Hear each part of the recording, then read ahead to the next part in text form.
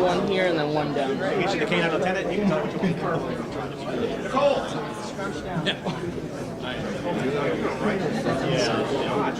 One of these things that are usually like, no, I'm good. We'll put one right here, and then one right here, and then one over here.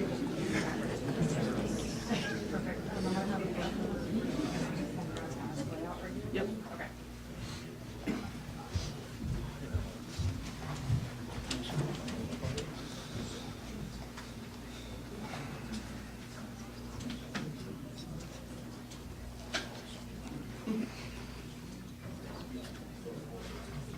Good thing I'm not wanted for anything. I'd be in the wrong place. You are correct. Slide. We got a huge bunch at the end. Slide. There, you can get closer. Hi, baby.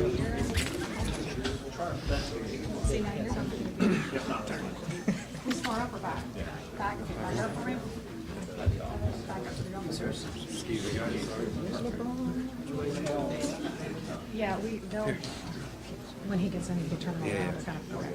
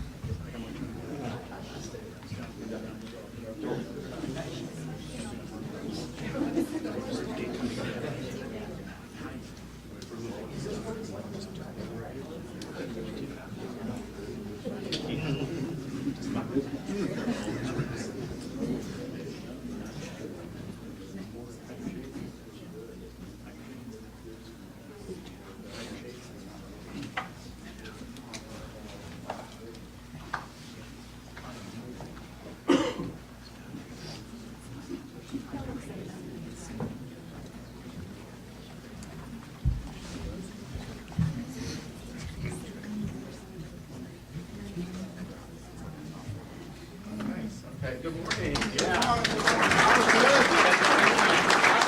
Hey, how you doing? Good. Oh, sit down. Thank you. Well, good morning. We're excited to be back in St. Johns County. I thank the sheriff for hosting us. I asked him, I was like, has your department had to grow in the last however many years? Yes. I was like, what's the population growth been? And he told me that in the last 10 years, the county's population has grown by 43%. I mean, that's incredible. I know there's good and bad that come with that because you get traffic and stuff, but I think it just shows you that people vote with their feet. Obviously, people have come to Florida, but they look to St. Johns County as a high quality of life. And part of that is because I think that you have really good law enforcement that are working really hard to keep everybody safe. And that's part of the reason why we're here today, to be able to sign a couple really good pieces of legislation. But before we do that, I want to recognize everybody who was with us. We do have our commissioner for the state Florida Department of Law Enforcement, Mark Glass. Of course, we have Sheriff Hardwick for St. Johns County Sheriff's Office. We have Representatives Duggan, Rizzo, Payne, and Leak. All but Rizzo are from this general area. Rizzo's joining us all the way down from Miami, Florida for this, so that's great. And then we're going to hear from Deputy Marquise Davis Welsh, who works here at the St. Johns County Sheriff's Office. We've developed a track record in Florida of supporting law enforcement that is quite simply second to none. We understood how important it is to have safe communities, and the way you do that is to support the people that are putting the uniform on and risking their lives to keep us safe. This became all important that we took that very clear position when 4 or 5 years ago you started to see movements to defund law enforcement. You saw a lot of attacks waged against law enforcement. And you really saw law enforcement be a job that a lot of people in many of these jurisdictions said, hey, this is a thankless thing. They had dedicated their careers to it, and they had enough, and then they've leave. So we saw that as actually an opportunity for the state of Florida, given our posture was much different. And so a couple years ago, we enacted $5,000 recruitment bonuses for new law enforcement officers. Some of that is recruiting from other states, but also young people that decide to go into the profession in Florida are eligible for it as well. And we've had success in both of those. But if you think about so the total bonus program, I'm going to announce in a second.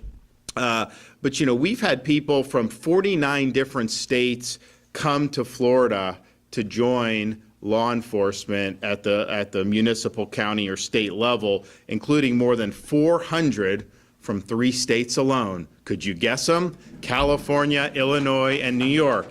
And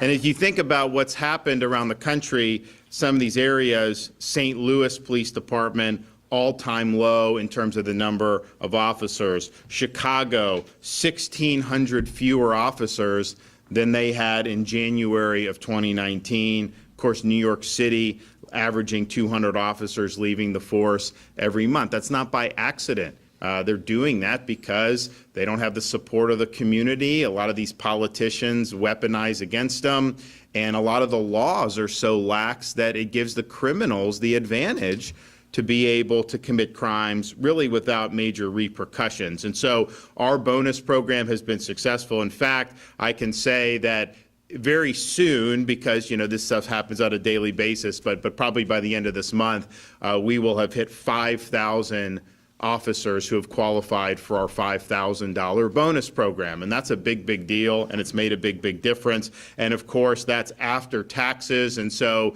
whatever we're paying is more than that, and then they net $5,000, which is really, really important. So we've distributed $32 million to date in that program. The legislature has continued to fund that in this year's budget. We're still going through the budget, and we'll finish that hopefully in the not too distant future. But I can tell you the $17 million that the legislature has put to continue our bonus program for law enforcement officers has been approved. And so we're going to have that for one more year. And that's really, really significant.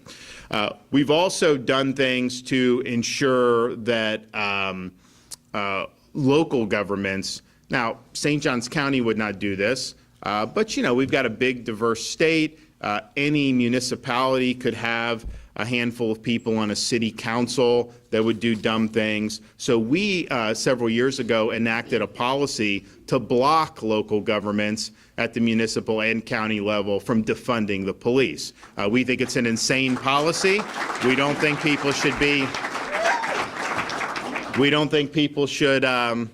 why would you want to defund a police canine? I mean, come on. We don't think that they should be doing, we don't think there's a justification for it. And what happens is they do this, and when they've done this, they even the really anti-police jurisdictions have had to reverse because it's so crazy. So we don't want to put in a situation where any of our citizens are put at risk because you may have a handful of yahoos do something really stupid. So we're the first state in the country to stop that in its tracks, and that's been very, very successful. We've also introduced law enforcement education initiatives in our high schools, and so each school district now is encouraged to establish public safety telecommunications training programs, as well as law enforcement officer explorer programs in the public schools. And part of that is, students can go, they can come to a sheriff's department, they can meet people who are doing this, and some students may have a different understanding of this prior to seeing that firsthand experience. And so I think what it's done is it actually causes some students to want to get involved in law enforcement because they see everybody working hard and how gratifying that can be. We've also created the Florida Law Enforcement Academy Scholarship Program. So that's tuition, fees, and up to $1,000 of eligible education expenses for trainees enrolled in a law enforcement officer basic recruit training program. We do things like Bright Futures for college education. So this is kind of the law enforcement answer to that. We've also made dependent children of law enforcement officers eligible to receive the school choice scholarships to attend the school of their choice. Now, that was important when we did it. Now we've done so much school choice that pretty much everyone is covered at this point, but still I think that was something that a lot of people really, really appreciated, and it shows that we appreciate the service. Where crime right now in the state is at a 50-year low. And that only happens when you have people that are wearing the uniform that are keeping people safe. If you don't support them, if they feel like they're under the gun, you are going to see crime rise. That's just the nature of it. So we have a overall crime down nearly 10% year over year. Murder down 14%, burglary down 15%, robbery down 17%. And look, we do good stuff at the state with policy. That's important. If you have the bad policy, I mean, if there are no cash bail and they're releasing people all the time, you could be the best police officer in the world, have the best force. You're gonna, the thumb's gonna be on the scale against you. So our role has been important, and we're proud of that. But ultimately, here is where the rubber meets the road, and we have the best law enforcement officers in America in the state of Florida. So we're proud of that. Now, another thing that we did was recognize that our canines are part of ensuring law and order, and we wanted to make sure, and unfortunately, you'll have some of these perpetrators harm police dogs. They will do that. So we signed legislation a couple years ago to make sure that emergency service vehicles like ambulances can also transport injured canines, police canines, to a veterinary clinic to ensure that they get the care that they need. And that can save the lives of some of these canines, just having that. We've also signed legislation increasing penalties on those who harass, injured, or kill a police canine. We view them going after canines as them going after us, and we're going to throw the book at them when they do that.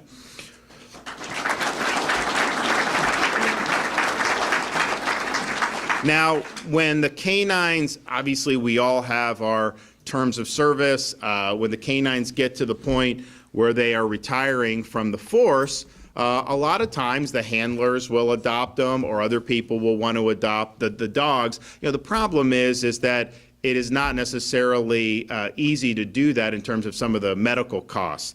So we launched a program a couple years ago to ensure that caregivers of retired police canines received the stipend to cover the veterinary bills. And today I'm proud to announce that in less than 2 years, we already have 86 retired police dogs that have found good homes and receive veterinary care at no charge to the owner. And that makes a big difference. Yeah, that's good, isn't it? You know, you're going to be taken care of. You don't got to worry about anything. It's all good. So all that brings me to today's legislative action. I'm signing a couple pieces of legislation, which I'm going to talk about in a minute. And why are these bills necessary? Well, one of the reasons I think they're necessary is this issue that just happened with the media is running that there were 96 shots fired.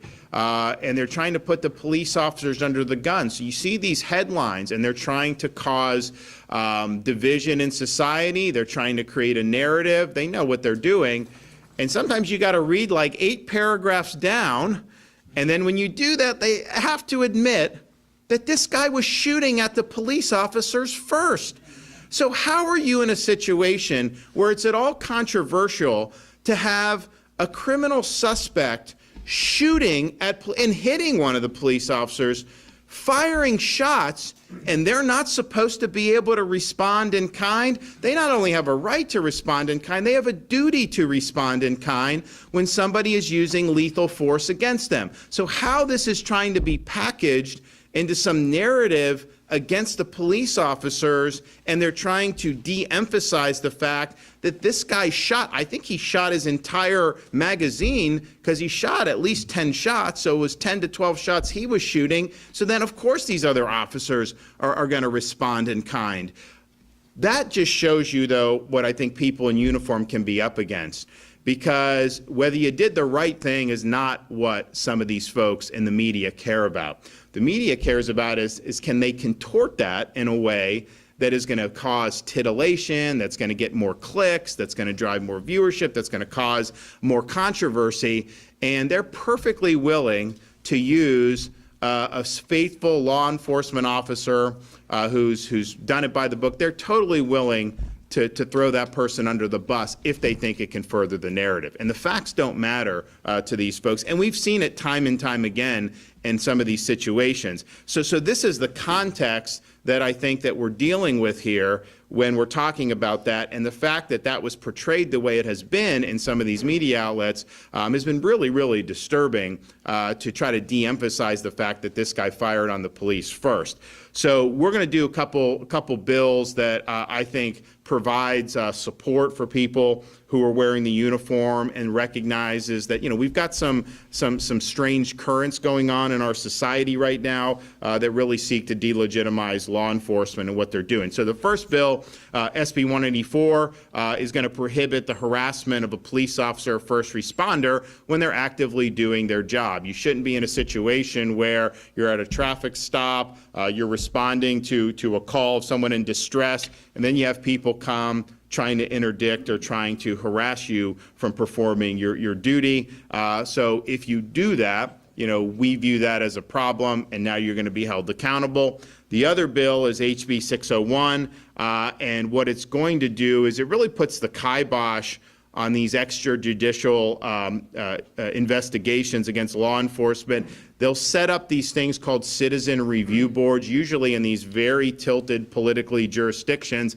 They'll stack it with activists, and they'll just start reviewing things and trying to put people under the gun, even if there's no basis to do that. So we view that as very much a political weapon. We don't think that that will contribute to public safety at all. In fact, we think that that would hurt public safety. And so this bill really stops that from happening. If you have review boards, that's fine, but it's got to be done in ways where you have the sheriff or chief of police appointing people, because the sheriffs and the chief of police, they have an interest in ensuring that their personnel are conducting themselves appropriately as well. I mean, good order and discipline is very important, but it can't be people that have an agenda. So this bill is going to do that. I think it's going to be something that is going to give more peace of mind to people who are wearing the uniform. And that was the one thing that I hear when people come from some of these jurisdictions and move to Florida, get the bonus, and then they start serving,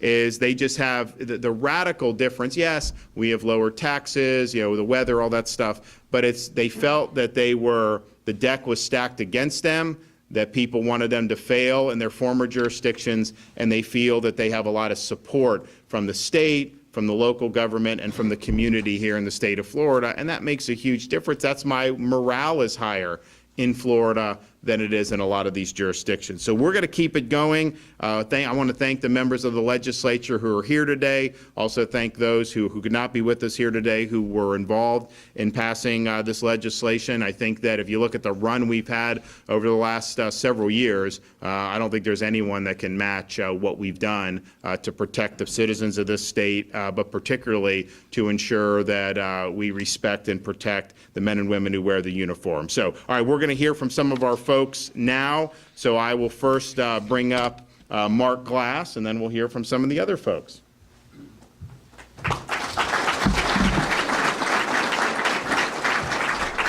Thank you, Governor. I appreciate that. We are so fortunate to live in a state with a governor who champions our first responders. Can I get a...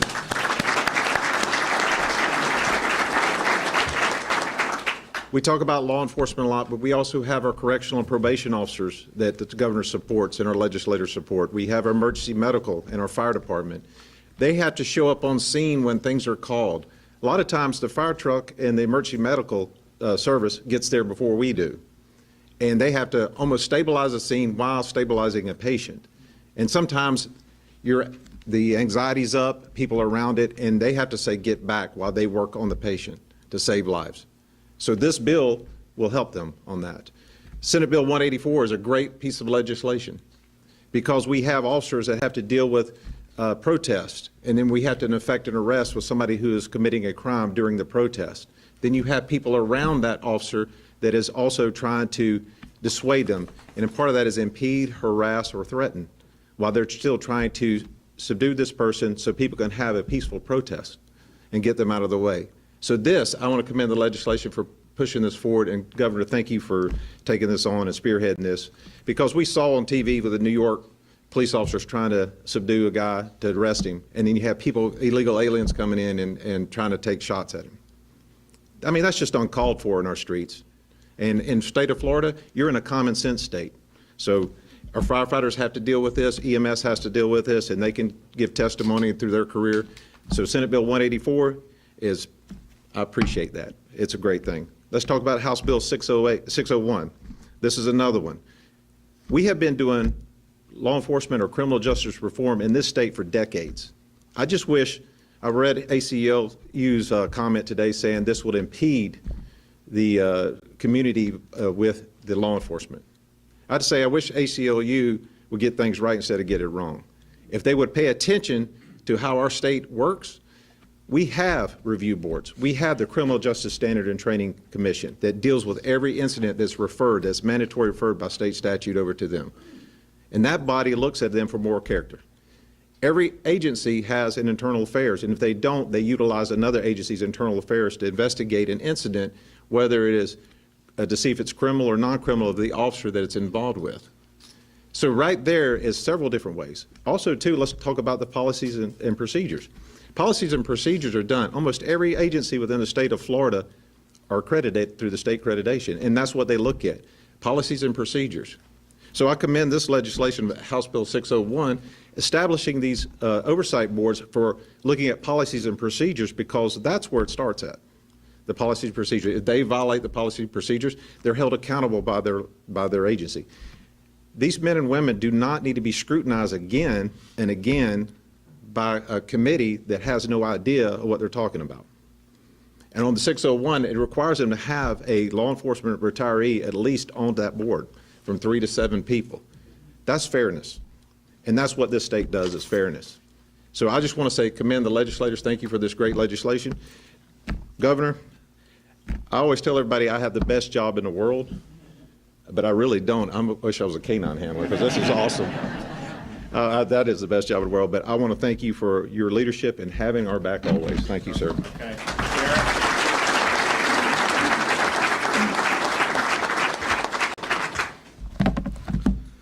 Good morning, everybody. Governor, legislature, commissioner, my fellow commissioners, of course, here in the Board of County Commissioners, of course, my fellow chiefs here, and the entire SJSO personnel. Thank you for being here this morning at the St. Johns County Sheriff's Office. Florida Legislature and Governor, you have once again set the gold standard in the United States of America, and you've proved you continue to prove and set the standard that we live in the most law enforcement friendly state in the United States of America, and you continue to do this. With the signing of Senate Bill 184, it just simply puts an exclamation point behind of what Back the Blue truly means in the state of Florida. You never know what you can encounter when responding to a call for service. And this isn't just go for the St. Johns County Sheriff's Office and all my fellow brothers and sisters that wear this uniform. This goes for these two chiefs that sit here today in front of you with St. Johns County Fire and Rescue, which is Chief McGee, and Chief Avalise with St. Augustine Fire Department. This protects those men and women, too, that wear the same uniform and provide the same services. And what this does is it sets up that boundary, that protective area around us so we can do our jobs. We're blessed in the St. Johns County where we have this partnership and relationship with our community that stand behind the blue, just like you, Governor. And with that being said, this simply just gives us the law and gives us that latitude to enforce something that someone doesn't want to listen, doesn't want to pay attention as we continue to do our jobs. So again, with Senate Bill 184, it simply gives us the power to enforce. Again, Governor DeSantis, I can't thank you enough. I can't thank you enough for your friendship, for everything you've done, your steadfast support of not only your profession, but our profession, but what you do for my wife, Kendall, and I. Thank you for what you do. You don't just stand behind us, Governor. This is what you do, by the way. This is what the entire United States of America watches, what Florida does. This is what the governor does. He stands alongside of us. When I stands behind us, he doesn't. He stands alongside of us, neck and neck with us, shoulder to shoulder, doing the right thing and making this the best place to live, work, play, and raise a family. Thank you. Thank you for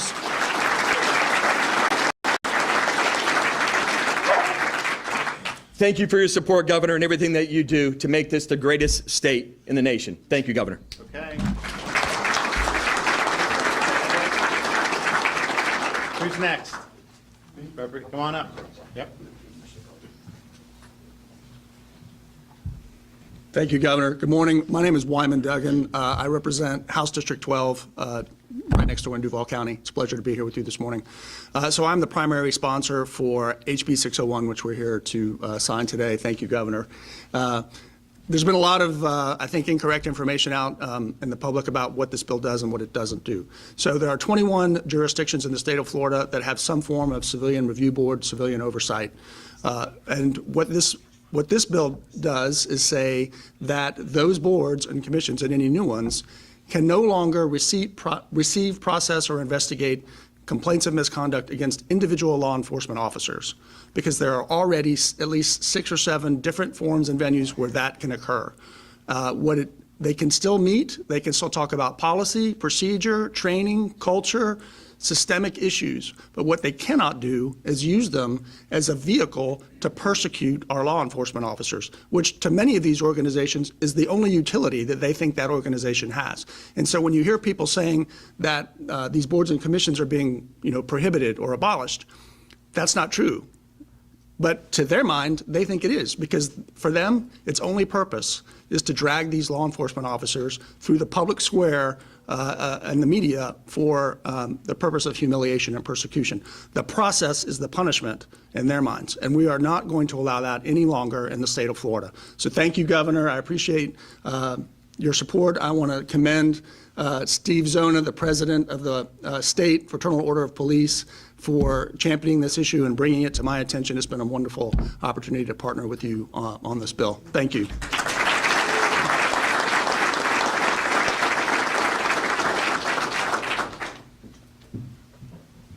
Thank you, Governor. Good morning, everyone. My name is Alex Rizzo. I am a representative from District 112 down in a little part of the state, Miami-Dade County, and it's a pleasure to be here with you all today. So the genesis of what I lovingly refer to as the Halo Bill, SB 184, started when I was running 4 years ago for this office, and I saw what was going on with the monetization, basically, of interactions with police. And it was people that would just get up into an officer's face who was on duty, put that camera right up in there, and for no reason other than to harass them, was basically putting this back onto social media, monetizing these interactions. I was disgusted with that, frankly. And so I sat down with my longtime friend, he's like a brother to me, Al Palacio, who is the district director for FOP, and I don't know where he is. Is he here somewhere? There he is, Al Palacio. We sat down at our favorite pizza place in our hometown of Hialeah, And we started talking about it. And I said, what does step back mean when a police officer says that to someone? And he said, well, it's sort of subjective. And so I was, what do you mean subjective? We've got to put something to that. We've got to make something, we have to make that mean something. And so we started drawing on a napkin, actually, and he's got the napkin. I think I saw it last night. And I said, well, there's got to be a protective halo around law enforcement. And I figured it would make sense. I think that every single person that's standing here, every single person that has ever put on a badge is a guardian angel, because instead of running from horror, they run towards the horror and protect the rest of us. And so that was the genesis of what I lovingly refer to as the Halo Bill.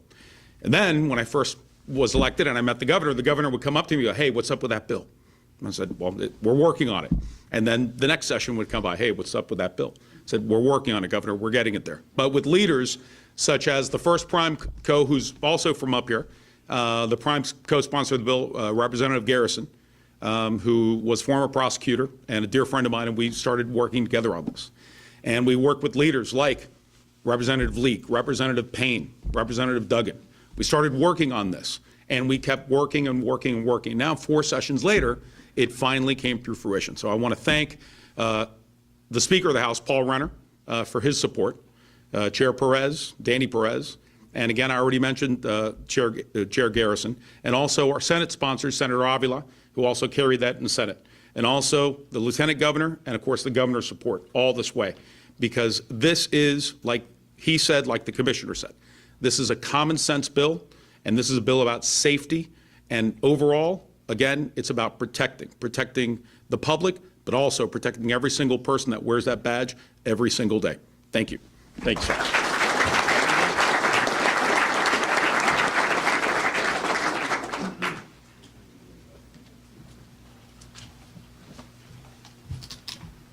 Good morning, everybody.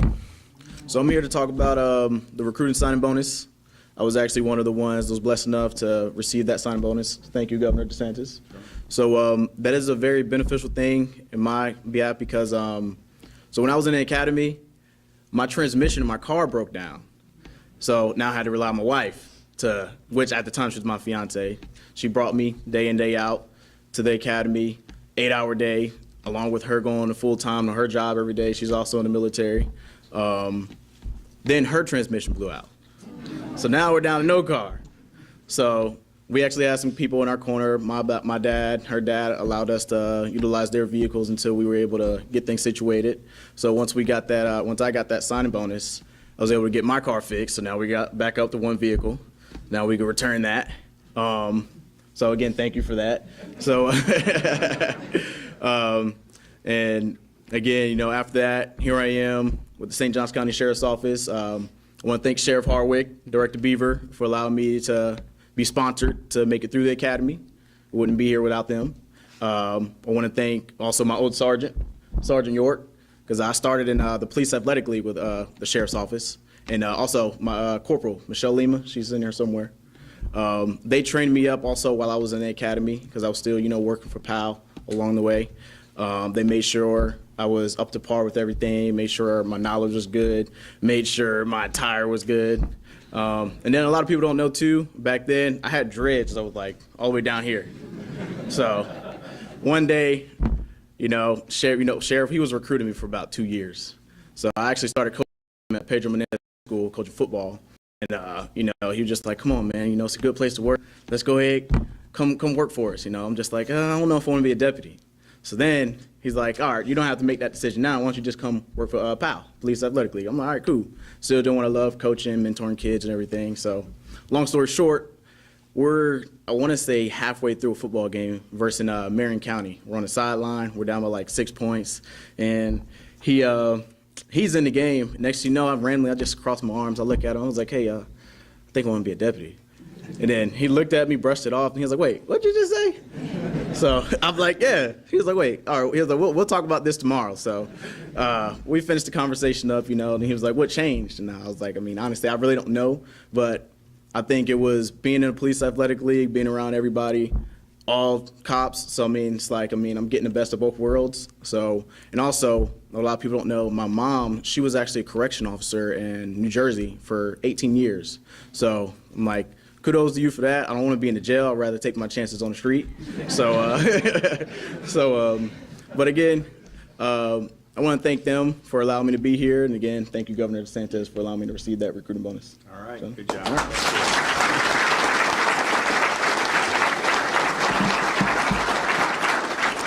All right, well, we'll have the folks who are going to participate in the bill signing. You can kind of come up and gather around, and we'll do both of these bills.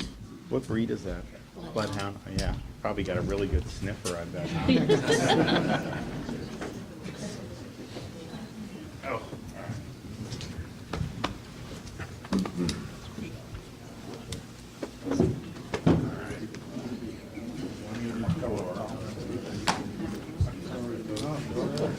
Today's 11?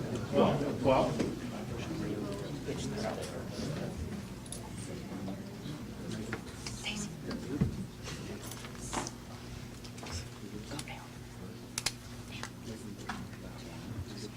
Now this is HB 601.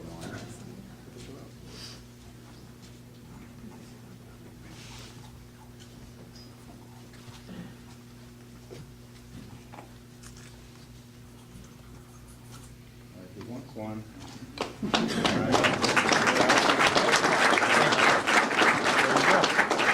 Okay, guys, there it is.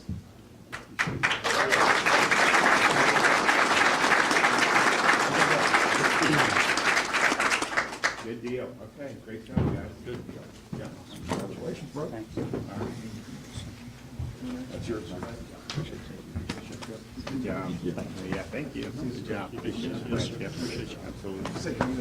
What breed is that? German short hair. Oh, good. Okay. Good to see you. Thank you.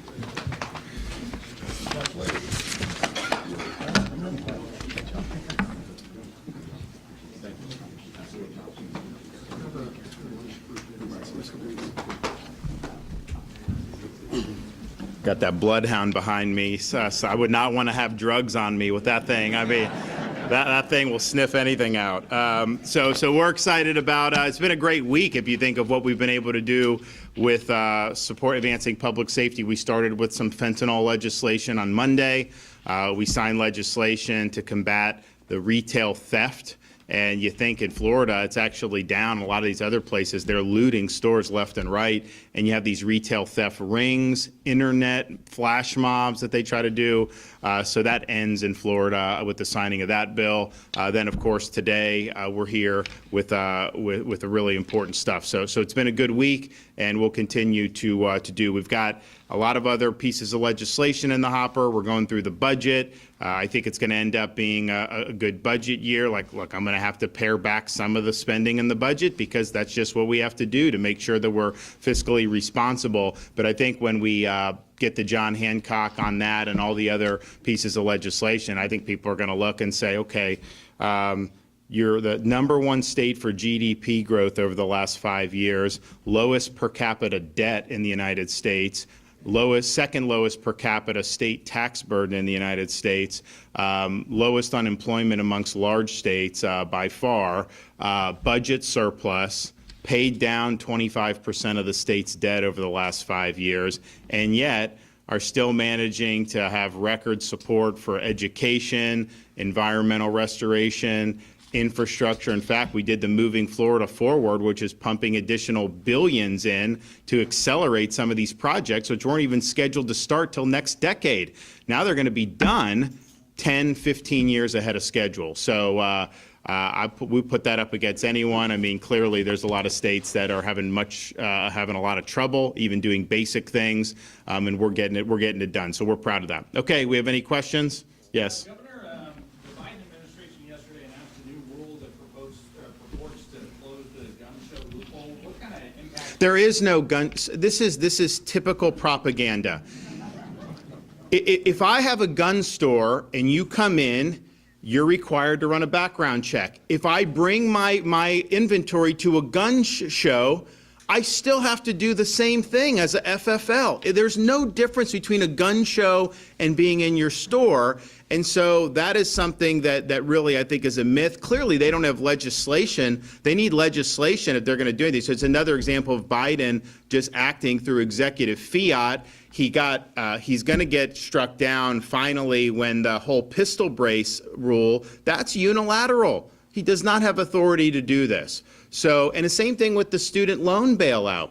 I'm somebody, I think the colleges should be responsible to back the student loans because they've really benefited with these kids going into debt. So I'm not unsympathetic to it, but I'm not supportive of telling a truck driver he's got to pay the student loan for someone that got a degree in gender studies. That is not right. And so, but that's a debate you have legislatively. With Biden, he's already gotten slapped down on it. Now he's getting slapped down again. He's going to get, I think but he's doing the same thing basically. Abusing law. If this was something he could have done, why didn't he do it on day one? Because people know that. So I think that this is an example of, who governs our society. We have a constitutional system that was enacted at this country shortly after this country's founding.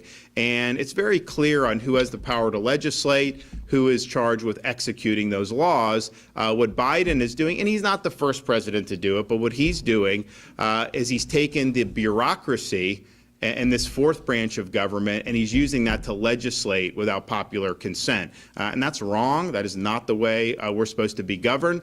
And in this instance, it's obviously on a false premise because people that have gone to gun shows know when you buy a fight, you do go through background checks. They can't they're not exempt from it just because they happen to be at a gun show. And that's been the law for a long, long time. But it's a symptom of a larger problem of governing by executive fiat, doing these executive orders through the bureaucracy when you can't get this done through Congress. I think it'll get challenged immediately, and I think it'll end up getting nixed because, look, they have debated legislating in this field for a long time, and they've not done it. So what? You have those, was that just window dressing, and yet a president can go issue new things? But let's just be clear on these gun shows because you have these narratives and these talking points. You go to a gun show, and all those people that are set out there with that, like every one of them must do a background check before they sell you the gun. That's just the truth. What they're talking about has nothing to do with gun shows. They're talking about if you as a private citizen sell a rifle to your cousin, do you have to do a background check on that? And the law does not currently require that. That is true. That has nothing to do with gun shows specifically. That's just a recognition that if someone's, because the Schumers of the world, they want to say if you give a rifle like if a brother gives if someone gives his brother a rifle, that they have to do a background check before they could just loan that if they go hunting or something. And what they're trying to do is really crimp the ability to exercise Second Amendment rights, which, oh, by the way, we've stood up for in the state of Florida. Governor, with relation to House Bill 601, if Florida is the free state, shouldn't its citizens be free as they see fit to oversee those who could arrest them? Well, they're not free to use law enforcement as political piñatas. They're not free to create false narratives.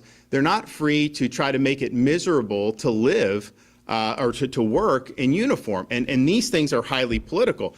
But as you heard Wyman say, they can do whatever, but they're not able to initiate disciplinary proceedings. We have other ways to do that.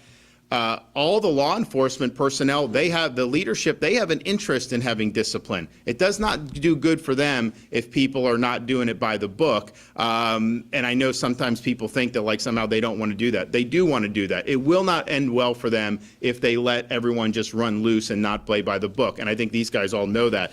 But these things have been political tools. So yeah, they can meet, they can exercise whatever First Amendment freedom. They're not going to have any right to initiate disciplinary proceedings, and that's a very firm line that they've drawn on this bill, and I think that that's the appropriate line. Yes, sir. Signed the bill that would basically give the state authority over heat breaks as well as some minimum wage. What was your thinking on that? It really wasn't anything that was coming from me. There was a lot of concern out of one county, Miami-Dade, and I don't think it was an issue in any other part of the state. I think they were pursuing something that was going to cause a lot of problems down there. So I think a lot of the members of the Dade delegation created that just to steer clear of those problems. But it really is related mostly to that one county down in Miami-Dade. I've not seen that be an issue through the rest of the parts of the state. Governor, any chance we can expect to see you appoint some new JTA board members So I had a meeting on our appointments yesterday. We're working hard to do. I mean, sometimes, when you have some of these vacancies, people got to apply. There's a process. You got to run vets. And so it's not as easy as just saying, hey, yeah, go ahead and get on there. So we are doing it. I've been reviewing kind of the progress of it. So I would expect something relatively soon. But I'm not prepared to make any appointments today. But hopefully we'll be able to do it in the not too distant future. Well, listen, we want to be back. We're going to be back in Jacksonville soon. Some of our education stuff, which I think is really exciting, what we've been able to do this year. And I think if you look overall about what's happened over these many years, you've got a lot of folks in Northeast Florida that have done a lot for the state and the legislature and delivered a lot of really big wins for the people, not just in Northeast Florida, but all of Florida, but particularly some of the things that they've been able to do here. So you guys should feel good that you got some good folks up there in Tallahassee that are fighting for you and that are delivering some really big wins that are gonna continue to make this area a really place to go. I mean, did you see the rankings where they said the top cities for where they're hiring, particularly good jobs? Jacksonville. I mean, I think 4 of the 5 were Florida, or 3 of the 5 were Florida, but Jacksonville, I think, was number 1 in that ranking. So I think that's really, really testament to the good job people have done here. So let's keep it up. Thanks, everybody. God bless. All right. Thanks, guys.